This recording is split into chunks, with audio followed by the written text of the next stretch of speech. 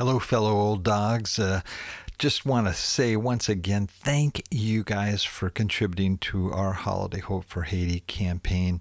This has been awesome, but we're not quite there yet. We got one day to go here, and I am just hoping that you that haven't had a chance to do it will step up and just help out these kids. I'm going to share a story with you really quickly here. We saw a lot of heartbreaking stories, but one that stuck with me the most is I got a call from a fellow missionary who has a boys' home, and he had called me and he said, "Hey, I'm hoping you can help me out here. I got a bit of a problem."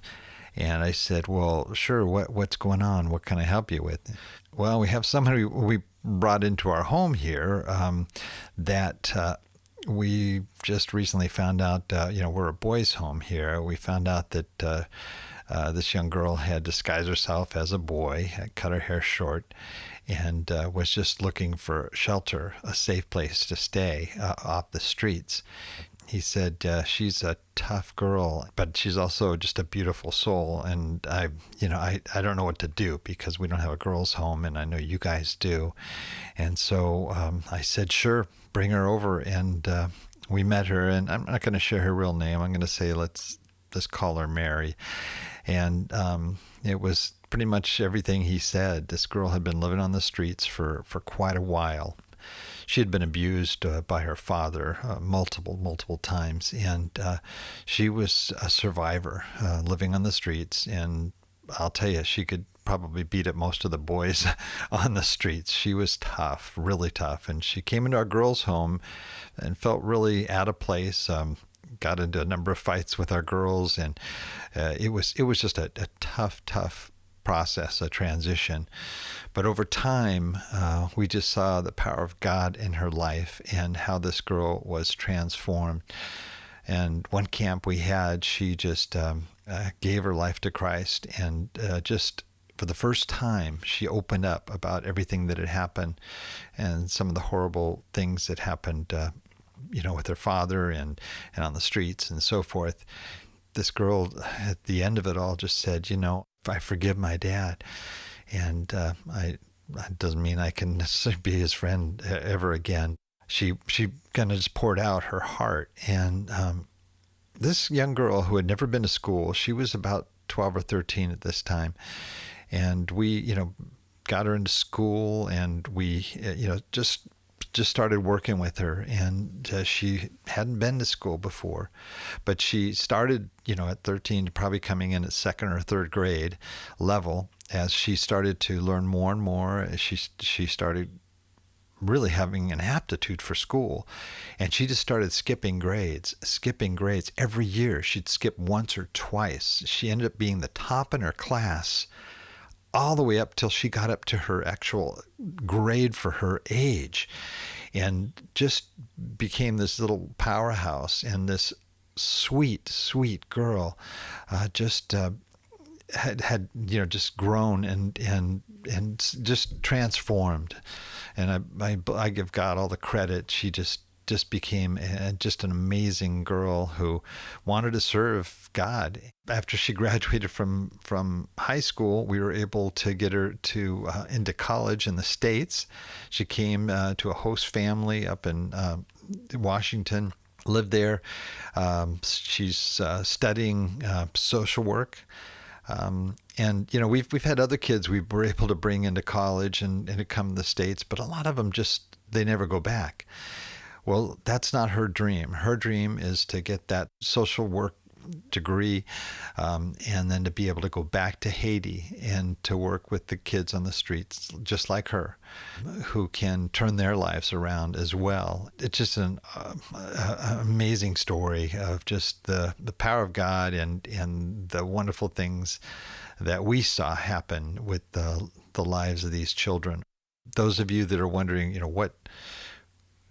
what your contribution will do to help these kids, well, that's a life that's been changed dramatically and transformed. She's just still doing amazing in school. She's also a great athlete, loves to play soccer, and is just a sweet girl.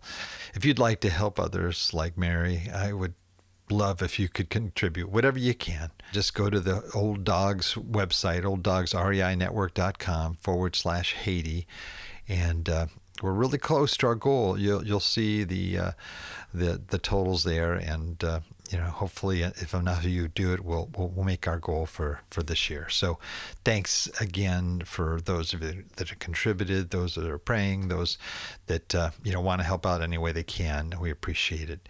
Thank you so much, and God bless. Hello, old dogs. This is your host and top dog, Bill Manacero.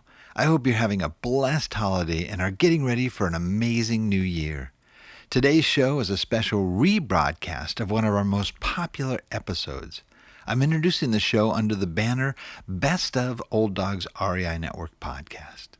Well, enjoy. This episode of the Old Dogs REI Network is brought to you by Mino Studio.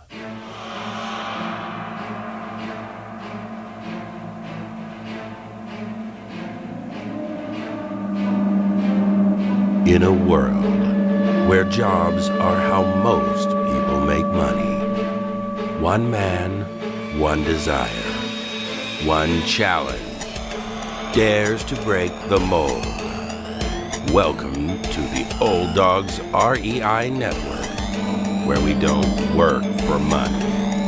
Money works for us. Coming soon. Viewer discretion advised.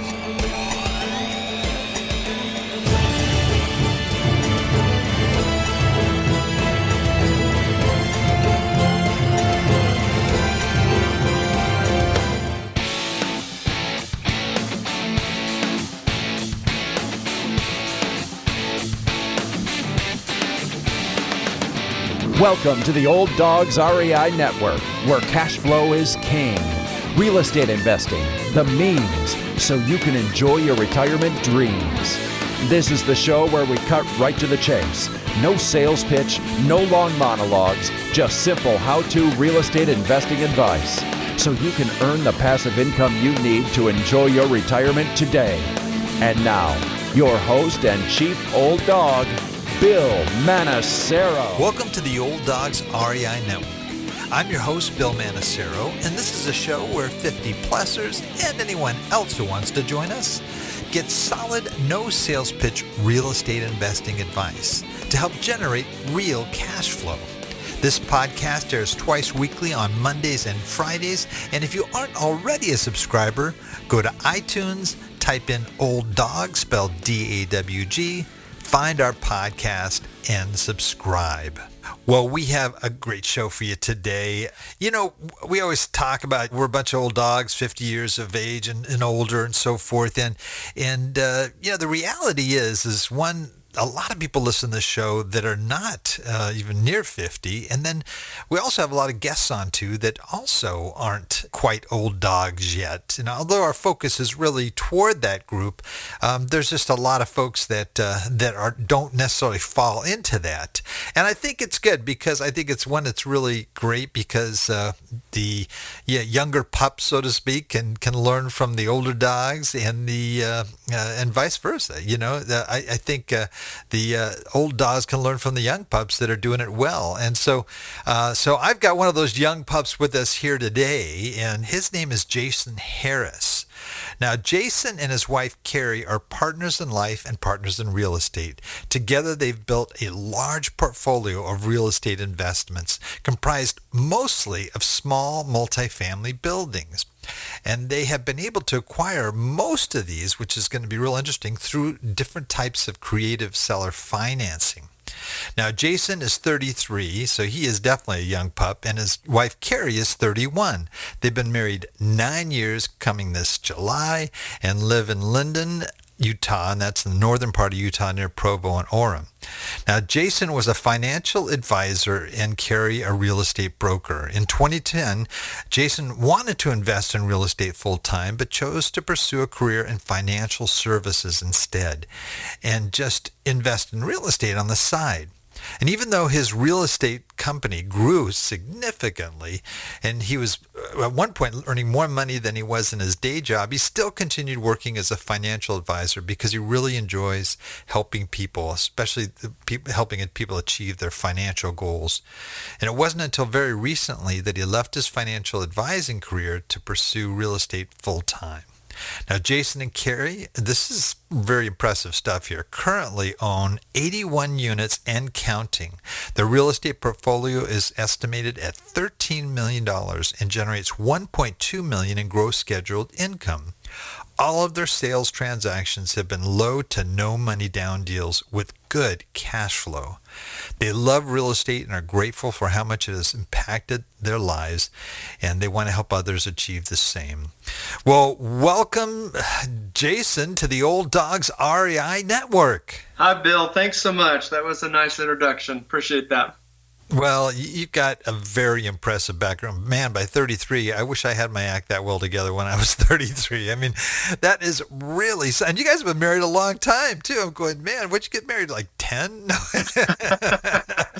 We were young, yes. Just teasing you, but it's not that long. But it's so great, one, that you guys are partners in this, which is really exciting when you both have a love of the same thing and you can use each other's skills, and plug them in where you need to in the business to make it work. I mean, that's got to be pretty exciting in itself. I think it was a big part of it too. Yeah, when you're both on board and passionate about something, if both spouses aren't as eager, sometimes that can slow you down or keep you from chasing your goals and going after it. And unfortunately, we both had the same vision, which certainly helped.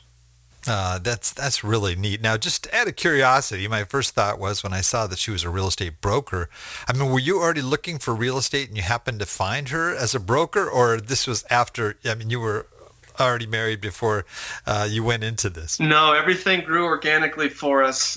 2014, she got her license as an agent. I was her number one client, pretty much her only client. Really? Okay, so it was in business that you met her. Oh, that's neat. Okay. Yeah, and so it was just funny. I kept buying things. I loved getting as many rental properties as we could, and in time, up a portfolio that I think was significant enough that others started to recognize what we were doing to build passive income for what we were more planning is for retirement, but began to impact us immediately. And so others took note of that, and then Carrie became an agent for others, even though that wasn't her initial plan. And in time, we've done enough transactions. She got her broker's license a year or so ago, and now we have agents who are mainly investor-minded who work for us now, helping others do the same thing we've done. Well, neat. Well, why don't you, I'm kind of asking you questions already before I really ask you to just kind of give me your background and how you actually even got involved in real estate in the first place. Would you mind just kind of sharing, how it kind of all came together? Yeah, it goes back to a little bit of my childhood. Just my parents financially struggled.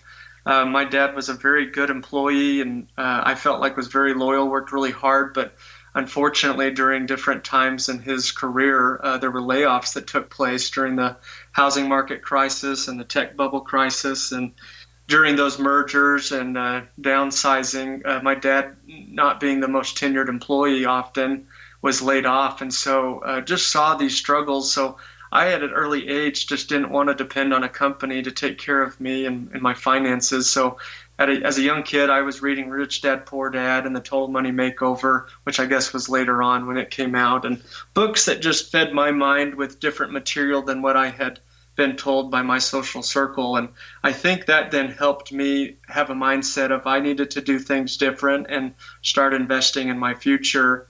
And so I saved 75% of everything I earned. By the time I was done with high school, I think I had about $200 to my name. Just kidding. It was more than that. You just don't make a whole lot of money. But I had the principles that I had been living, and I continued to do that. As I began making more money, I trained myself to put away a certain for my future, and then came into real estate knowing that it was a good option. And I don't know if you want me to go into detail about that, but when I married Carrie, her grandpa had said that he made more money in real estate than he had as a State Farm agent in his career. And so she knew that real estate was something that she wanted to do. Her mom and dad owned a duplex and wanted to sell that to go to a fourplex. And I was recently a part of the family and asked if I could take them to dinner, and had this big pitch on how I was going to add all the value if they'd let me in on being a part of that. And they were kind enough to let me have that conversation. But through that, we met with the agent and found out that we may be able to buy something on our own. And that's when I learned about FHA financing up to 4 units. And so we started looking for ourselves, and I just became obsessed with finding the right type of property that would then allow us to buy a fourplex with a little bit of money down and essentially wipe out what we were paying at that time in rent for an apartment, and then be able to save that money and put it away for our next deal. And so that's literally how we got started. We bought a fourplex when I was 24 and Carrie was 22, and that was our first home, and the rent income from the other 3 units covered our full mortgage. And so we were able to save almost $1,000 a month that we had been spending in rent, and being able to save from my day job income. And we snowballed that into saving for another property, and that was the story. When were you a financial advisor in this? I mean, when you, before you got married, shortly after, whereabouts did that happen? Yeah, so we bought that property in 2010, and I became a financial financial advisor in 2012. With Edward Jones. And then actually today is my very last day, Bill. So I had put in my notice a while back, but through a transition period, this is my final day. So it's kind of an exciting time where real estate's been my passion of what I've wanted to do for a long time. And now I'm walking away from a great career that I really enjoyed, but now able to do full-time what I really love. Wow, that is so exciting. I wish I would have known that. I would have sent you a cake or something. We could. Hey, it's not too late. Yeah, maybe I can Skype one to you, or something. Wow, that is really neat. I mean, so you're a financial planner technically, right?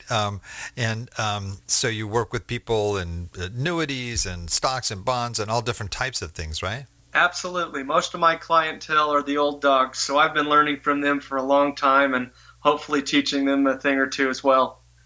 Oh, that's neat. That's really neat. Now, are you do you maintain those clients, or when you officially leave, they're you have to hand them over to somebody else, or you sell your practice? I don't know how that works. So at Edward Jones, you're not an independent advisor, so I didn't own my book of business. They do have a retirement plan available when you stay a certain period of time.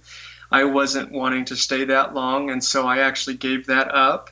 However, it worked out very well in that my brother-in-law was an advisor in the past, and he's taking over my practice. So it's at least going to someone I care about and hope that he can continue to succeed and grow it from there.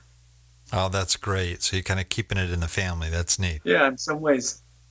Now, so I assume, okay, so you started off, that was your first house, the fourplex, right? Our first home, and you were house hacking, right? I mean, just out of the chute. Correct, yeah. It was scary and exciting all at the same time.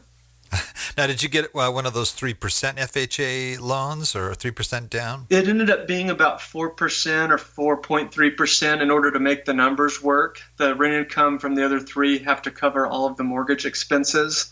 And so we barely qualified by $6, I think it was. Oh, wow. We had to be creative in using a 5-1 ARM, so a 5-year fixed rate, which lowered the interest rate just enough to get us to qualify. Gotcha. And now with that type of loan, do you also have to pay a mortgage insurance too? You do, yeah. Okay, so did that add much on to take away from your cash flow? At that time, I think it added $160 for the size of the loan we had. That's not too bad. No, it wasn't too bad. The rent income still covered it from the other 3 units, and so for us, it wasn't something coming out of our own pocket. And with an FHA loan, how long are you required to live in that property before you can move? The intention is you live there a year or more. And we lived there for almost 3 years, roughly. We were very fortunate that we bought during the first-time home buyer credit that was offered for $8,000. Wow, that's great. Because it was our primary residence, we qualified. We got the $8,000. We got the security deposits from the tenants. We got prorated rents for the month that we took title, as well as another month of rent income. I had all my down payment back within 2 months. That's fantastic. Oh, man. That is great. Money concept. Yeah, we put our money into it, got our money out, retained the asset, increased the income over time, so the cash flow got better. And then when we moved out of it 2 or 3 years later, we were able to rent out our apartment, and that was all pure cash flow for us.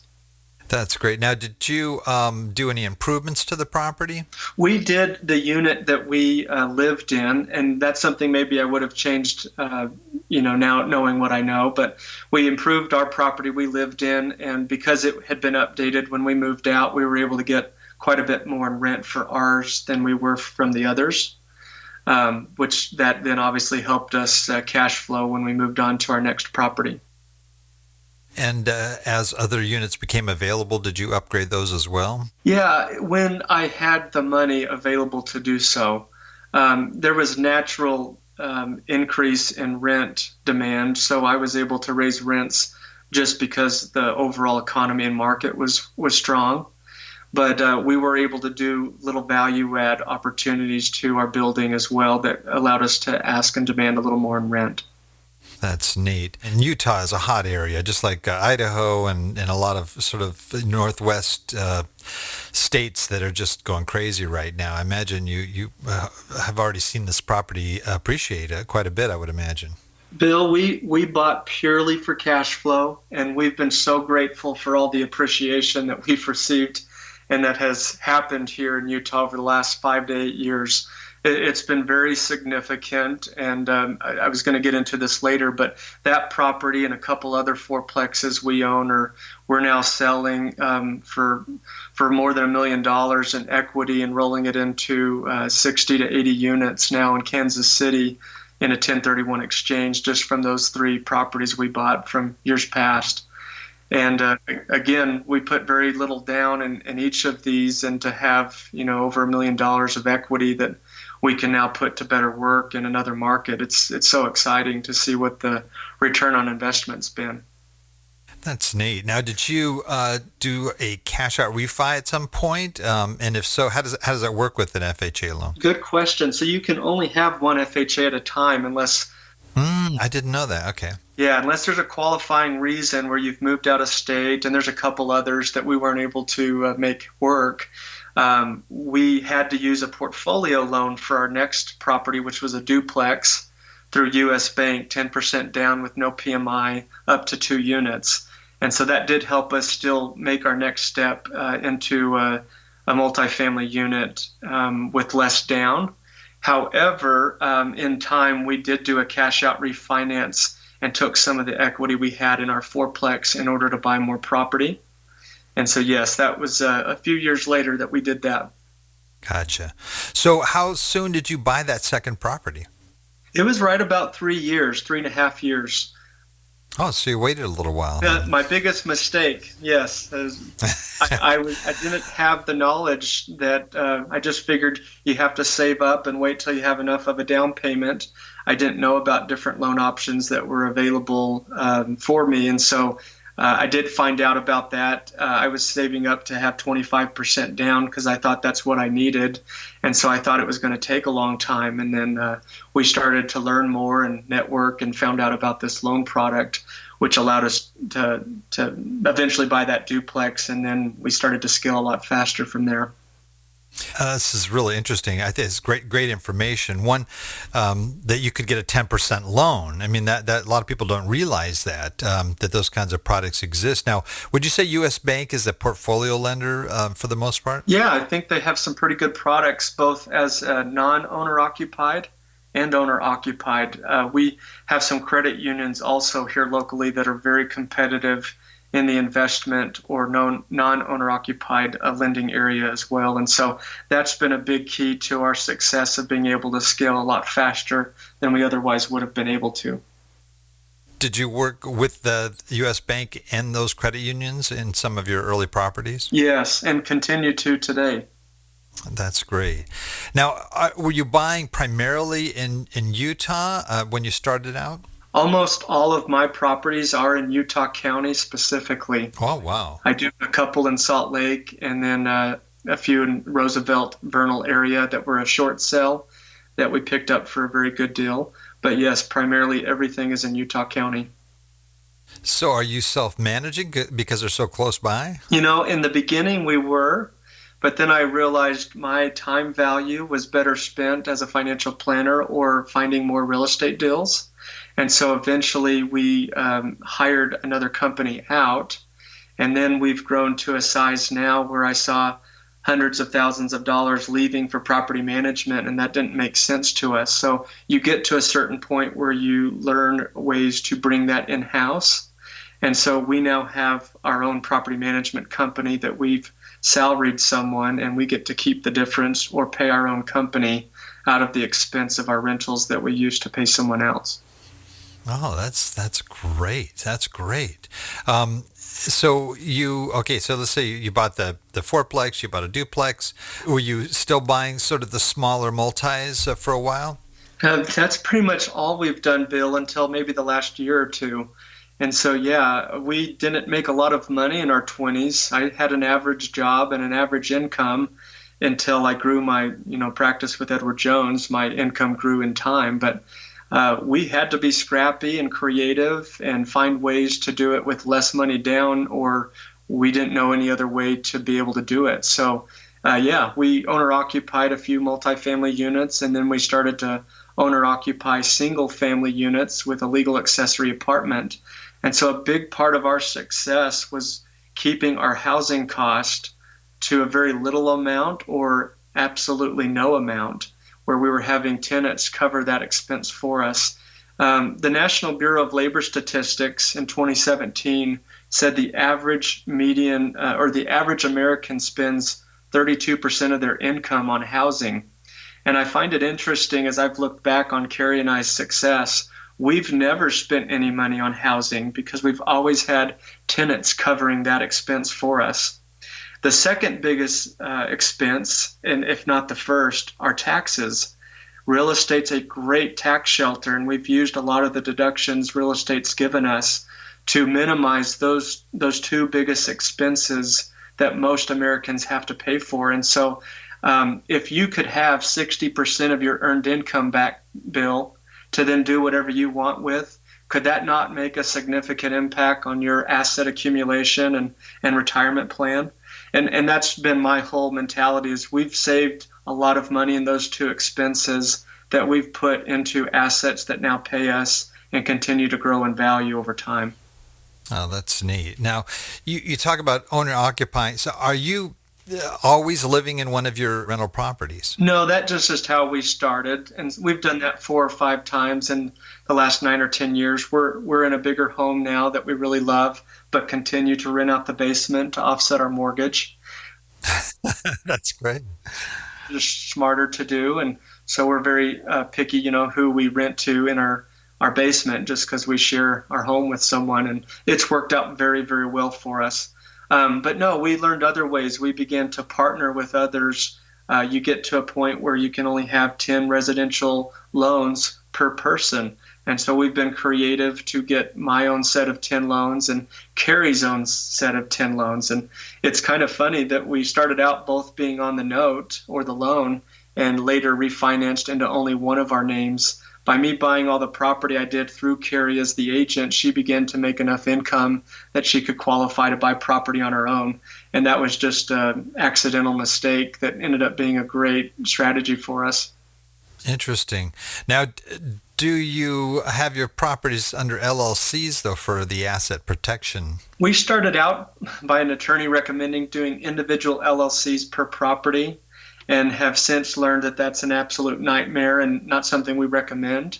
After you have 20 LLCs that you've paid attorneys to set up and your tax person to prepare separate K-1s for each LLC, I'm spending tens of thousands of dollars by that strategy. And so I don't recommend that to my clients and people we represent or work with. I don't think that it's a bad idea, but for us, it was a mistake. And so we've used two different things. One, a series LLC for certain properties where we can have all of our taxes flow through just one master LLC, but still have limited liability per property. But furthermore, for a underwriter or loan officer, it's a lot easier for them to now calculate my debt to income and my true income than having to decipher through several different LLCs and what those income are and debts in each individual one, if that makes sense. Sure. But a lot of people also use insurance, and so they get an umbrella policy beyond their homeowner's insurance that they use for liability, and that's something that we use for some properties as well. I see. Interesting. Okay, so you've grown. How many current properties do you have? We have 28 buildings. Oh, wow. That equate to 81 doors, but we have a commercial office building of 23 units under contract that we're going to close on shortly, and then these 3 fourplexes we're exchanging into 64 to 80 units depending on how that works out. So our number of doors will increase quite significantly here soon, I believe. Oh, that's great. Going into commercial office space. That's an interesting move. Yeah. It's our second one that we'll have done in the commercial realm. Oh, that's great. And the first one worked out well for you? Yeah, it's worked out well. We love residential more. We have a little more control and experience there, but yes, we've done some in commercial space. It worked out. So one of the things that's mentioned in your bio is that you have, through most of these, done some very creative things in terms of financing. Can you elaborate a little bit on that? Yeah, and I have several stories. I'll just give you a couple, I suppose. We've done certain deals that we found off market that we were able to negotiate a price that we knew had some upside equity in it.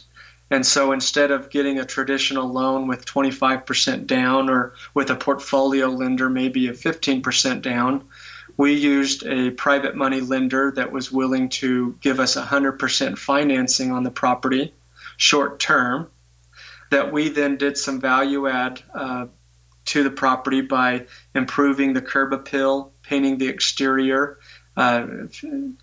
removing all the debris and garbage from the yard and then mowing it, landscaping it, making it look nice, and then going to the tenants and raising the rents.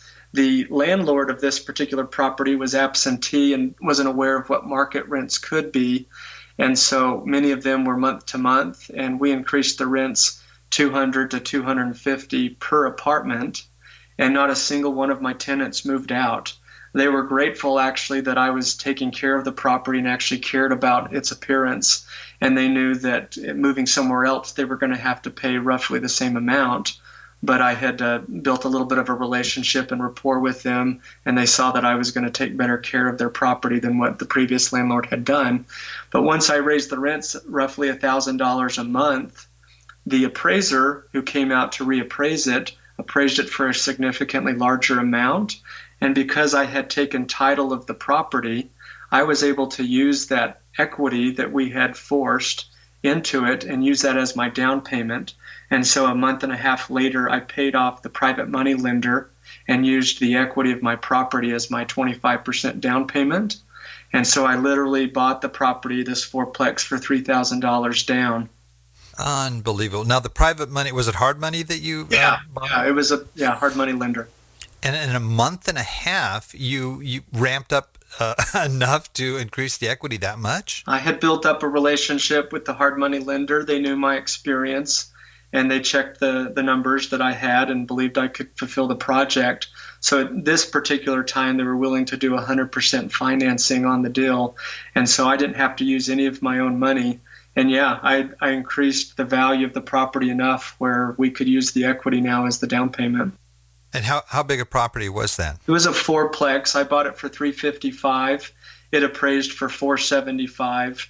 I later did a couple updates inside the units and sold it for $562. And so I owned it for about 6 or 7 months and made about $185,000 on it. That's excellent. And you sold it.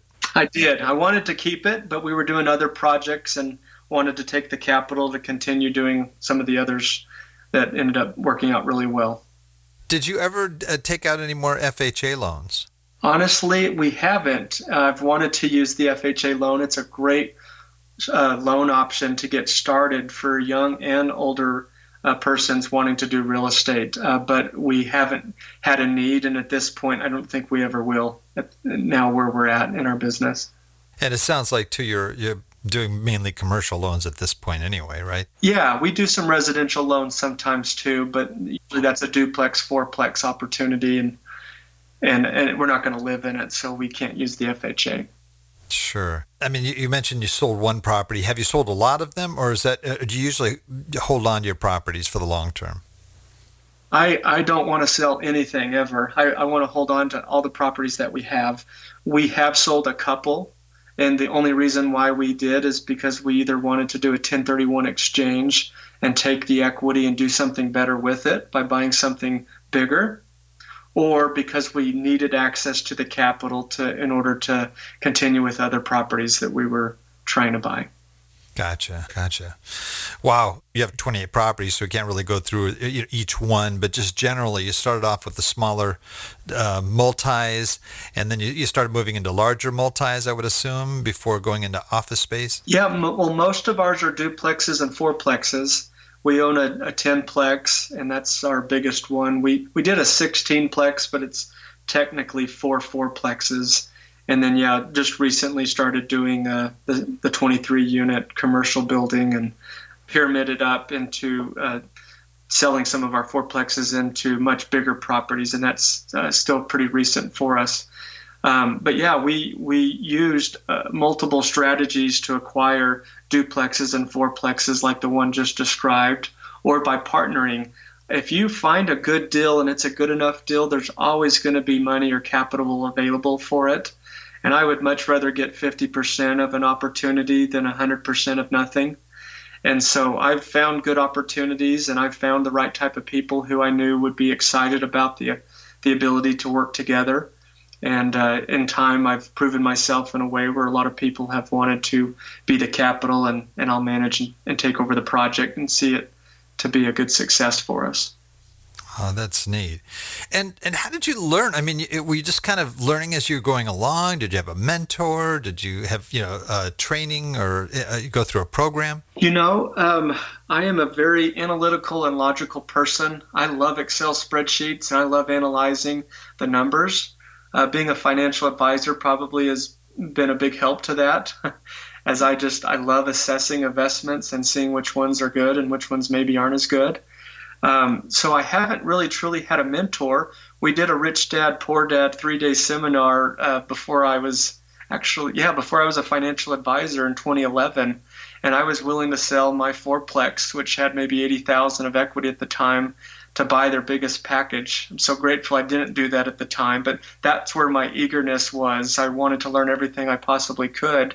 But my wife and I found that it would probably be better for me to be a financial advisor by day and an investor by night. And that was worked out to be a lot better because I had stable income that I could use to get financing on the real estate projects that I was finding. And it made it easier for me to buy these real estate deals that eventually became significant enough income that I was able to walk away from my Edward Jones practice and then do the real estate full time now.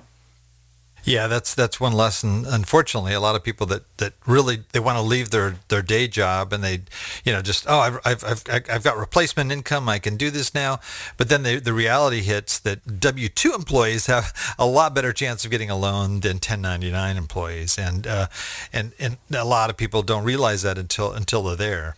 Correct. Yep. Well, This is really great. There's some really good stuff here. Quick question too, as I'm thinking of office buildings, have you syndicated any of these deals? We are doing some syndication, but no, these have been mainly us. We have partnered once before with one person, but most of all these have been our own projects that we've either raised our own capital to do, for someone borrowed the money. We borrowed the money for debt financing, paid an interest rate, but we took 100% equity. We are just starting something to do syndication where the investors could have equity interest in the properties or projects that we're doing. But so far, all of them have been on our own. Gotcha. What would you say is maybe one of the biggest mistakes you made? What would you say sort of your biggest mistake that you've really learned the most from in your real estate investing so far? Yeah, Bill, if you look back at it, both in stocks and in real estate, we've been in a long bull market cycle. And so I bought in at a very good time, and I've been fortunate that timing was good for us, right? And so even if I wouldn't have bought a good property doing my analysis well, I think things could have worked out just fine in a good economy that we've been in. And so fortunately, up to this point, most every real estate deal I've done has worked out very well and has been very lucrative for us. And I recognize it's because the economy's been strong and we've seen good appreciation, which has helped. But my biggest mistake that I feel like in looking back is the limiting belief that I had that you have to save up enough money of 25% down before you can get started. And I didn't buy my next property from 2010 until 2014 because that's what my belief was. And I didn't take action or study enough to learn that there were several other ways, like seller financing or lease option purchases, portfolio lenders that I later learned of that I could utilize to get started sooner. And had I been able to take action sooner, I would have been able to buy and acquire quite a few more properties, I believe, and been able to ride this fun appreciation market that we've had, and would have realized a lot more, I think, in equity and properties. But I didn't get started. I didn't network. I didn't learn. And knowledge is power, really, in real estate. And so I didn't have as much knowledge then to know of many other options that I had available to me. Sure. No, that I can understand that. What would you say your biggest success so far has been? I really think the biggest success I have is that I am very creative. I know 50 different ways now to buy a property, and I can analyze a deal and know what's probably the best strategy or approach to each given deal. And I think that success has come because I literally was broke. I didn't have a lot of money. I had to be creative in order to make opportunities and deals work. And I realize now that was a huge advantage to me at this point, because I really learned the ropes of what lenders want in order to get financing. And so I could negotiate a deal before I even took that deal to the lender, and knowing what that deal needed to look like in order for me to get a yes from the underwriter to move forward with financing. And I'm just grateful I took the time to learn all of the different nuances of different loans and what my debt to income ratios needed to be, what the reserve requirements were, what the down payment percentages are, that the seller could cover my closing cost, or that the lender could cover the closing cost. All these different things that you can do in order to set yourself up better for success. And knowing different strategies if traditional financing doesn't work, that there's still other options, whether it be you or whether it be partnering with someone else that has better credit or could get the loan or has the capital. And I think that's been a huge benefit to me, is finding ways to first make the deal work with little money out of your own pocket, but then after taking ownership of it, how to improve the cash flow of the property, either by reducing the expenses or by increasing the income that you can generate and find its highest and best use. That's great. What personal skill or maybe attributes that you may have, you feel have really helped contribute to your success personally? Well, I mentioned the logical analyzing side. I think that really helps because I I know when there's a good deal that's good enough to make work. But I also think that being a financial advisor and just my personality, I really do care about people. I loved my clients that I worked with and represented, and I see that we all need to win in this. I'm not trying to take advantage of the seller who's maybe selling something to me. I need to see to it that he or she benefits from me purchasing the property.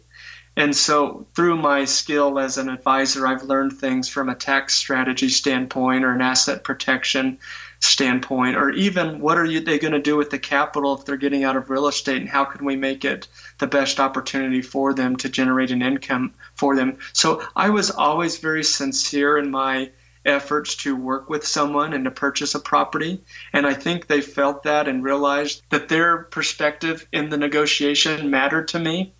I wanted to see that it works out well and that they have a variety of options. And I think that really mattered to people where they wanted to work with me. They wanted it to be that I was the buyer of the property. And I've since formed and built relationships with these sellers where sometimes they had other properties that I've been able to buy from them down the road because they enjoyed our experience in working together. And I was able to find solutions that helped minimize the impact to them as far as a tax standpoint when selling, and provide them other options or opportunities to take with that capital to generate an income for them or help them improve their situation financially as they're getting out of real estate or whatever they're trying to do. Sure. Well, it sounds like you've worked with a great group of clients over the years as well. And they're probably a lot like many of our listeners. We have a lot of folks that are 50 plus that are either approaching retirement or already in retirement. And some of them are concerned about, what their retirement's going to look like. Are they going to have enough of a nest egg? Are they going to have any kind of nest egg? Are they going to be able to, sort of get through the retirement years? And they're looking at real estate investing as a means that might be able to help them out on that. And what kind of advice would you have for folks in that position right now that might be encouraging and maybe help them to look at their options in real estate? Yeah, no, that's a great question, and I agree with you completely. I saw it as a financial advisor. Most Americans are not prepared for retirement, and a large majority of them are planning on Social Security to be their only or primary source of income, which is a little bit scary to worry about that being sufficient to cover your needs, because oftentimes it is only meant to be 40% of what your income needs would be for retirement, and to think to live off of that only is difficult, and a lot of people are in that situation. So a few things that I feel like I've learned. One, the best type of financing available out there is through owner-occupied loans. A lot of people in their 50s or 60s look to downsize from their primary residence, and if you've lived in your primary residence 2 years or more, you can sell your primary residence for a tax-free up to $500,000 if you're married filing jointly, or $250,000 if you're single, and use that equity to buy you potentially a smaller home, or a home that's more conducive to your lifestyle and retirement, maybe just a main level where there's no stairs if you're preparing for your 60s or 70s long-term home and retirement, your older years. But maybe have a apartment underneath it to offset the mortgage cost, and then take the additional capital to buy in markets that have great cash flow. And you can take the equity from your home and use that tax-free to buy some good rental properties that cash flow well, and perhaps get a great financing on a primary residence that's more conducive to your lifestyle in your later years, but still use income from your basement or a casita or something as part of the property to offset the mortgage cost. That's one idea, obviously, that could be of help to people.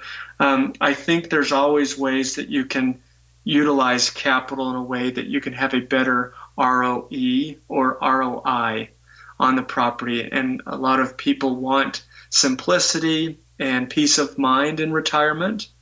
Depending on your financial situation, you can take that capital and do better things with it, or even look to your children or grandchildren in ways that you could possibly partner with them or work out something where they could own or occupy a property, and you could do a kiddie condo loan for their benefit and for your own. There's so many different things that one could do. Yeah, that's great. Well, those are real good points and some great advice. Well, you've got you've got so much time ahead of you. You're such a young guy. What's sort of your long-term play here in real estate investing? Do you have sort of a long-term goal or even a short-term goal that is going to bring you where you want to be? Goals are a moving target. You get close to achieving a goal and you realize, oh, I could have set my sights higher. I could have pushed for more. I wanted to retire with a certain amount of units, and I've already surpassed that amount of units, and I'm only 33. So it's just fun now. I feel like I'm playing Monopoly, and it's just really exciting. I have properties that have good amount of equity now that I can, the whole ROE concept, I can sell that property, take the equity, and make that equity work a lot harder for me than by just keeping it inside the fourplex that it's in now, even though these are good properties. And so I wanted to reach where I don't need this money, but I wanted to take this money and influence my social circle and create a legacy for my family. But I wanted to earn $500,000 a month or $6 million a year. That was kind of the goal. And I thought that 500 doors was going to be the number that would help me get there.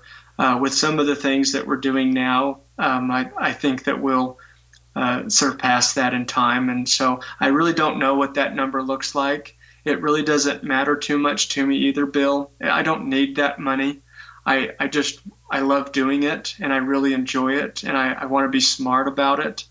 I want to eventually have this be able to help a lot of my family and friends and charitable causes. That's the whole passion now. So if I can influence people for the positive and help others reach financial freedom and success, then that's a life, worth living and something to get up early about. Wow, that's neat. That's really neat. Well, I wish you the best of luck there. You definitely have an analytical mind, and I think you can put together this success plan for yourself and far surpass your goals, I'm sure. Thank you.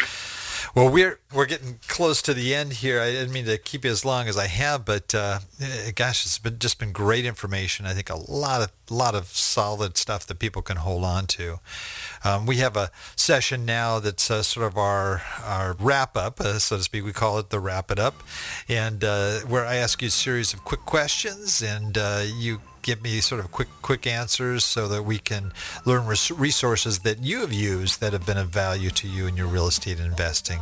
So if you are ready, we can go ahead and wrap it up. Absolutely. Yeah, thank you, Bill. You bet. Favorite real estate book? Tax-Free Wealth by Tom Wheelwright. Good one. Very good one. How about your favorite business book? The E-Myth Revisited by Michael Gerber. Those have been influential for me. Yes. How about most valuable website for success other than your own? With real estate, Bigger Pockets, I really enjoy. Same here. This great resource. How about favorite app? I really don't have a favorite app. I go to websites all the time, so I don't know if I have one. Nothing on your phone that kind of helps you in your sort of day-to-day stuff? No, we use, I don't even remember the name of it for our taxes. Anytime we have receipts, I just take a picture and it keeps everything organized for tax purposes. And I don't even remember the name of it.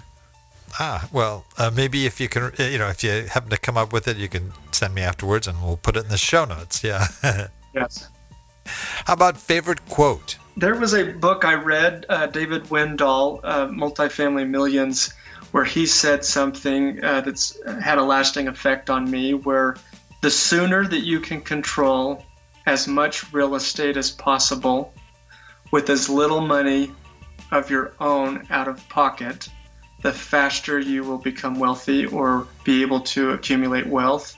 And I butchered the quote, but the concept of it has really benefited and helped us in a lot of ways. Oh, that's great. Well, we'll be able to get the exact one on that. That's one of our recommended books. We have our top 20 real estate books, and that's one of them. So we could probably find it in there and be able to get it exact. But that's a great quote. And this is kind of our tough one here that no one wants to think about, but sort of our apocalyptic sort of question here. If you lost everything, I mean absolutely everything, and you're just down to your last $1,000 in cash, what would you do with that $1,000 to try to rebuild your real estate investing business? Two things I would do. I've been there before. I've been where I only had $1,000 or less. Two things. One, I would do a mailing campaign to targeted areas in my community that I know are good places to invest, that I would be trying to negotiate a seller financing opportunity to buy their property, or I would borrow money from someone that I would season and borrow it for 6 months to a year, that then I would negotiate a 6 or 7% buyer's agent commission on purchasing their property, and use an FHA loan with 3.5% to 5% down. And upon closing on the property, take that commission amount and use that to pay off the lender. And now I own a fourplex without any money that I owe anyone else. I think that would be a great start to the next deal that I'd be able to save and put money away to start all over again. That's great. That's two really good ideas there. Very good. Wow. Well, I'm sure there's a lot of people listening that really like how you think and the things that you're doing. I would love to be able to at least point them in a direction that they could find out more about you or what you do. What's sort of the best way for people to get a hold of you? Yeah, thank you. Creative Gains LLC at gmail.com. That's GAINS. Or our website's getcreativegains.com. A lot of people call our office manager. Her number's 801-362-0784. Her name's Lisa. Either of those would be great. I'd love to talk to anyone. That's great. Well, thank you so much. Wow, we're at the end of our interview here, but yeah, you've already been warned that all of our guests close us out with their best closing howl. This may not be pretty, Bill, but I've worked hard on this. Well, you're out in the country there. There's got to be something howling out there in Utah. I mean, coyotes, if nothing else, right? Yeah, we're out in the mountains, so that's what it's going to sound like. So, well, if you are ready, let's give us your best old closing howl here. That was great. Oh, man, I still need practice on that. Oh, well, hey, that was a good one. That was a very good one. It had me a little scared there for a second, but it was really good. It's been a lot of fun, Bill. Thank you so much. Well, thank you, Jason. You've been a great guest, and I just appreciate you for coming on. Yeah, thank you very much. Have a great day. Yeah, and I just also want to thank all our old dog listeners out there, too, for joining us. I know there's a lot of other things you could be doing right now, but the fact that you've taken the time to join us means a lot. Please note everything that we discussed today, everything that Jason mentioned, as well as some of the links and so forth can be accessed in our detailed show notes on the Old Dogs website at olddogsreinetwork.com/blog. And just look for the episode with Jason, our great guest here. That is the show for today. Remember, cash flow is king and real estate investing the means. Until next time, keep moving forward and may God bless. Thank you very much for visiting the Old Dogs REI Network. We would greatly appreciate if you would stop by iTunes and let us know what you think of the show. We would love if you could subscribe to the podcast, give us a 5-star rating, and write a review. The more ratings and reviews we receive, the more visible the podcast will be to others. Thank you.